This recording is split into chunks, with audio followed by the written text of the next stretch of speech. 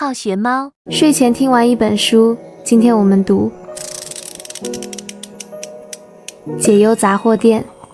你有没有过这样的时刻，在人生的十字路口，向左走是责任，向右走是梦想，向前看是未知，向后看是牵绊。你拿着笔在纸上写了又画，画了又写，好像所有选项都行，又好像所有选择都不对。你说你想听听别人的建议，但你知道吗？其实所有纠结做选择的人，心里早就有了答案。咨询只是想得到内心所倾向的选择。成年人的世界更复杂，成年人的感情有时候消失得莫名其妙，人与人之间情断意绝，并不需要什么具体的理由，就算表面上有，也很可能只是心已经离开的结果，事后才编造出的借口而已。但我想告诉你，无论现在多么不开心，你要相信，明天会比今天更好。你的任务就是珍惜你自己的人生，而且还要比之前更加珍惜。这段话就藏在东野圭吾那本温柔的像深夜灯光的小说里。今晚，让我们一起推开那扇有些生锈的卷帘门，走进浪矢杂货店。牛奶箱里，或许正躺着一封写给过去的信，也或许正躺着一封来自未来的回答。提起东野圭吾，你的脑海里会闪过什么画面？是白夜行里那段只愿手牵手在太阳下散步，却永不能实现的绝望爱情，还是嫌疑人 X 的现身里那道冷静到残酷的数学题？这位日本作家似乎总是擅长把人心最幽暗的角落挖出来，摆在探照灯下。他一路拿奖拿到手软，江户川乱步奖、直木奖、日本推理作家协会奖。就在所有人都以为他会沿着这条暗黑推理之路一直走下去时，2012年他捧出了一本完全不一样的书《解忧杂货店》。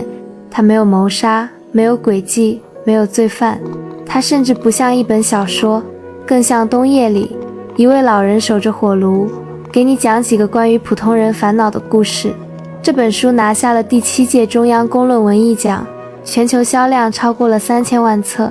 很多人说这是东野圭吾的转型之作，但我觉得这或许才是他最本真的回归。脱下推理作家的外衣，他成了一个纯粹的故事讲述者，一个对人为何而烦恼充满好奇的观察者。他曾说，如今回顾写作过程，我发现自己始终在思考一个问题：站在人生的岔路口，人究竟应该怎么做？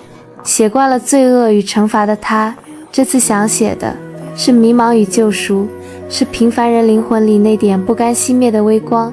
想象一下，1970年代，日本某个小镇的僻静街道上，有一家不起眼的杂货店，店主是个叫浪矢雄治的老爷爷。起初，这只是小孩子们的一个玩笑，他们写信问些稀奇古怪的问题，怎么才能让压岁钱变多？老爷爷竟也认真回答，制定法律，规定压岁钱必须装在透明的红包里，原因让人忍俊不禁。这样一来，爱面子的大人就不好意思，只包一点点压岁钱了。玩笑传开，渐渐有大人真的开始写信，诉说他们真实的烦恼。于是，杂货店有了新名字——解忧杂货店。规则很简单，晚上把信投进卷帘门旁的投信口，第二天早上就能在后门的牛奶箱里拿到回信。浪矢爷爷对每一封信都无比郑重。他说，不管是骚扰还是恶作剧，写这些信给浪矢杂货店的人和普通咨询者在本质上是一样的，他们都是内心破了个洞，重要的东西正从那个破洞逐渐流失。人的心声是绝对不能无视的。时光跳到2012年一个风雨交加的夜晚，3个年轻人敦野、祥太、幸平刚干了一票小偷小摸，仓皇逃窜中躲进了一间废弃多年的杂货店。这里蛛网密布，尘封已久，正是当年的浪矢杂货店。正当他们惊魂未定时，一封来自过去的信悄无声息地出现在牛奶箱里。信的开头写道：月亮兔小姐敬起。第一个故事，月亮兔的梦想与爱情。写信的女孩，我们叫她月兔，是一名正在全力备战奥运会的运动员。他的人生本该像离弦的箭，直指赛场。可就在这时，他深爱的男友被查出绝症，时日无多。一边是燃烧了整个青春的奥运梦想，一边是爱人生命中最后的时光。他该留在训练场，还是回到病床前？三个小偷看着这封来自1979年的信，面面相觑。他们知道历史，那届奥运会因为日本抵制最终没能举办。他们几乎是带着一种上帝视角的恼怒回信：别练了，反正奥运会也会取消，去陪你男朋友吧。可月兔的回信却充满了痛苦与倔强。他说，其实在写信前，他心里早有了答案。高强度训练让他疲惫不堪，内心动摇。男友的病成了他想放弃的一个完美借口，但她的男友，那个深爱她的人，却坚决反对她放弃，因为她爱的正是那个为了梦想闪闪发光的他。月兔在第二封信里写道，我比任何人都爱你，想要永远和你在一起。如果我放弃比赛就能让你好起来，我会毫不犹豫地放弃。但如果不是这样，我希望坚持我的梦想，因为一直以来追寻着梦想，我才活出了自我，而你喜欢的也正是这样的我。最终，月兔选择了一条折中的路，她没有放弃训练，但也不再像以前那样逼自己。她带着对男友的思念继续奔跑，虽然最终落选，却得以在男友生命的最后时刻紧握着他的手。后来她知道奥运会取消时，心中没有遗憾，只有释然。她写给杂货店的最后一句话说，我感谢那封回信，它让我没有以男友的病为借口，它让我作为一个全力以赴过的人，陪他走完了最后一程。第二个故事，鱼店音乐人的生命之歌。紧接着，第二封信在深夜抵达，伴随着若有似无的口琴声。写信人叫松冈克朗，一个怀着音乐梦想，却在家乡小鱼店里帮忙的年轻人。父亲年迈，鱼店需要继承人，全家都指望他。可他心里有一团火，他想去东京，想站在更大的舞台上唱歌。父亲气得住院，骂他不务正业。东京的经纪人听完他的歌，客气地说，才华不够，是回头接过那身鱼腥味的工作服，还是继续在东京逼仄的公寓里啃着面包，等待渺茫的机会。他在信里几乎是在呐喊，请不要一厢情愿地下结论，任何事情不挑战一下是不知道结果的，对吧？三个小偷被他的执着打动，他们回信鼓励他坚持。而另一头病榻上的浪矢爷爷也给出了回信，他没有直接给答案，只是说，你要对得起自己的选择，但也要想清楚，如果梦想最终没有实现，你能承受那份代价吗？克朗选择了留下，他回到东京，继续在街头，在小酒馆演唱。一个圣诞节前夜，他为一家孤儿院玩光园的孩子们演出。那晚，他唱了一首自己创作的重生。演出途中，火灾猝不及防地发生，一片混乱中，克朗冲回火场，为了救一个被困的小男孩，再也没能出来。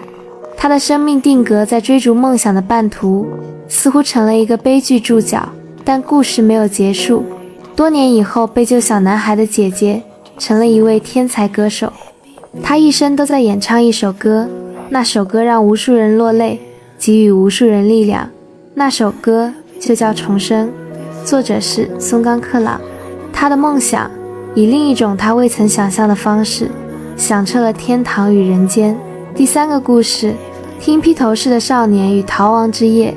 下一封信来自一个叫河九浩介的富家少年，他拥有令人羡慕的一切，最新的音响，全套的披头士唱片，父母无微不至的宠爱。他最爱和父母一起听 Let It Be， 觉得那就是家的声音。然而一夜之间，父亲生意破产，巨额债务压来，父亲决定带着全家夜逃，在一个深夜消失，隐姓埋名，远走他乡。浩介的世界崩塌了，他从一个骄傲的少爷瞬间变成见不得光的逃犯之子。他写信问，我该跟父母一起走吗？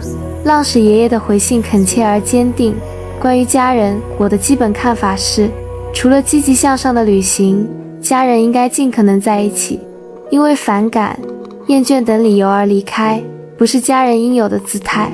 父亲也对他说，对我来说，最重要的就是家人。为了守护家人，我可以做任何事，哪怕赌上性命也在所不惜。但在那个决定命运的夜晚，浩介看着慌忙收拾行李、眼神躲闪的父母，突然觉得他们无比陌生。恰在此时，他看了披头士的电影《Let It Be》，镜头里的4位成员虽然同台，却各怀心事，疏离冷漠。浩介猛然领悟，人与人之间情断意绝，并不需要什么具体的理由，就算表面上有，也很可能只是心已经离开的结果，事后才编造出的借口而已。就在父母开车载他驶入茫茫黑夜的途中，浩介做出了一个残忍的决定。他跳下车，头也不回地逃向了相反的方向。他改名换姓，在孤儿院长大，后来成为一名木雕师，过上了平静但孤独的生活。许多年后，他才知道，就在他逃跑后不久，绝望的父母双双自杀，并制造了全家自杀的假象，只为保护他，让他能以新的身份清白地活下去。他当年抛弃的，正是用生命为他铺下生路的至亲。得知真相的那刻，浩介对着夜空泣不成声。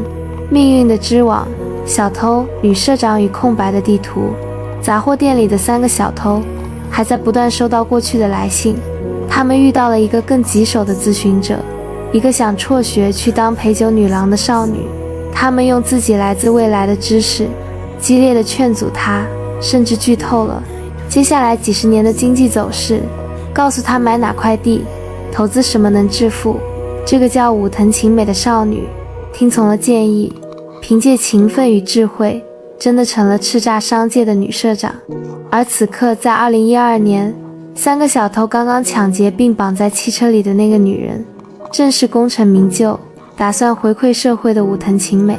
他们抢劫她，是因为误以为她要拆毁他们长大的孤儿院丸光园，而晴美想做的恰恰是重建和保护它。看，所有线头都收拢了。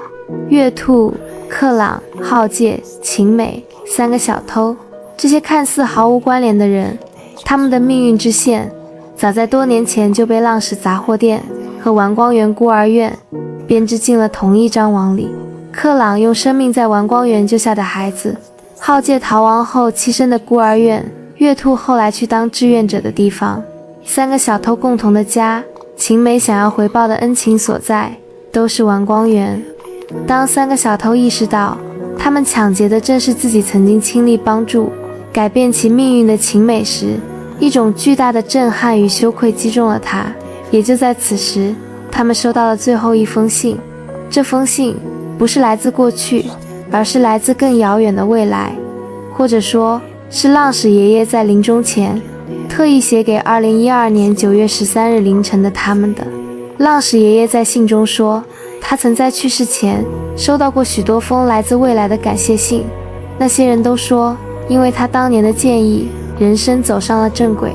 为了测试这个时空通道，他曾在杂货店复活那天放了一张空白的信纸进去。现在他请求当年可能捡到这张白纸的人给他回一封信。3个小偷颤抖着将那张空白的纸投进了信箱。故事的高潮就凝结在浪矢爷爷写给3个小偷的这封回信里。这封跨越了33年时光的信没有回答任何具体问题，他回答的是人生本身。浪矢爷爷对那张空白信纸的解读成为了整部小说，乃至照亮无数现实人生的光芒。他写道，如果把来找我咨询的人比喻成迷途的羔羊，通常他们手上都有地图，却没有去看，或是不知道自己目前的位置。但我相信你不属于这2种情况，你的地图是一张白纸，所以即使想决定目的地，也不知道路在哪里。地图是一张白纸，这当然很伤脑筋，任何人都会不知所措。可是换个角度来看，正因为是一张白纸，才可以随心所欲地描绘地图，一切全在你自己。对你来说，一切都是自由的，在你面前是无限的可能，这可是很棒的事啊！我衷心祈祷你可以相信自己，无悔地燃烧自己的人生。信读完了，杂货店里一片寂静，晨光正透过破旧的卷帘门缝隙，一丝一丝地渗进来。敦也、祥太、信平，这3个一直觉得自己被社会抛弃，只能活在阴影里的小偷互相看向彼此。他们发现正对上其他2人的视线，眼睛里都闪着光芒。他们知道自己的眼里也一定是这样。他们没有说话，但一切都已不同。他们轻轻放下原本打算带走的赃物，走出杂货店，朝着警察局的方向走去。那张曾被他们认为是一无所有象征的白纸，在一位智慧老人的解读下，变成了拥有无限可能的宣言。合上解忧杂货店，那间小屋的灯光好像还亮在心里。东野圭吾用这个温柔奇幻的故事，到底想告诉我们什么？第一，你的人生咨询师就是你自己。浪矢爷爷早就道破了天机，很多时候咨询的人心里已经有了答案，来咨询只是想确认自己的决定是对的。月兔知道他离不开梦想，克朗知道他不愿放弃音乐，浩介知道他与父母的心已经远离。我们写信，我们倾诉，我们四处问我该怎么办。很多时候不是在寻找答案，而是在寻找勇气，一种为自己已知的答案负起全部责任的勇气。下一次当你纠结时，试着别问别人，问问自己，如果此刻有一个权威告诉你必须选 A， 你会不会有一丝不甘和失落？那份不甘就是指向 B 的路标。第二，人生没有白走的路，每一步都算数。克朗好像失败了，他葬身火海，没能成为明星，可他的歌救赎了一个天才歌手，继而安慰了千万人的心灵。浩介好像选错了，他的逃离导致了父母的悲剧，可正是这个选择，让他在悔恨中真正理解了亲情与责任，雕刻出了更沉静的自己。那些看似绕了远路，撞了南墙的经历，可能在另一个时空维度，正编织着你命运中不可或缺的一环。所谓正当时的选择，或许并不存在，每个选择都只是在当下打开一扇新的门。第三，微小的善意是穿越时空的回旋镖。浪矢爷爷认真回复每一封无聊的来信，3个小偷抱着戏谑的心态回信，却在不经意间改变了一个少女的一生。克朗一次普通的慰问演出，却种下了一颗拯救自己音乐灵魂的种子。书里说，有时伤害，有时相助，人们总是在不经意的时候与他人的人生紧密相连。我们永远不知道自己一句鼓励的话，一次举手之劳，一个真诚的眼神，会在他人生命的河流中激起怎样的涟漪，又会在未来的哪个路口以何种温暖的方式回响在自己的生命里。第四，真正的自由源于接纳空白。我们恐惧空白，恐惧不确定，总想赶紧在地图上标出一个明确的目的地。但浪矢爷爷告诉我们，空白不是贫瘠，而是丰盛的可能性。当你觉得自己一无所有，前路迷茫时，恰恰是你最自由的时候，因为再也没有什么可以失去，也没有什么范式必须遵循。你的人生脚本由你从第一个字开始写起。这种自由固然令人心慌，但难道不也让人热血沸腾吗？回到最开始的那个问题，站在人生的岔路口，人究竟应该怎么做？东野圭吾没有给我们答案，浪矢爷爷也没有，他们只是给我们讲了一个故事。故事里说，倾听你内心的声音，然后勇敢地往前走，尊重你的选择，并为之负责。珍视与他人的羁绊，因为那是照亮孤独宇宙的星光。最后，相信自己，哪怕你手中只有一张白纸，你也是自己人生最伟大的创作者。其实，我们每个人的心里都有一间解忧杂货店，只是卷帘门常常紧闭，牛奶箱布满灰尘。我们忙于应付外界的声音，却忘了自己才是那个最智慧的店主。所以，今晚睡前，或许你可以问自己一个问题：如果此刻你能给5年前的自己写一封信，你会写什么？是警告，是鼓励，还是仅仅一句辛苦了？未来的路请继续相信你自己。最后，请允许我用浪矢爷爷也是东野圭吾最想送给每一位读者的话作为结尾。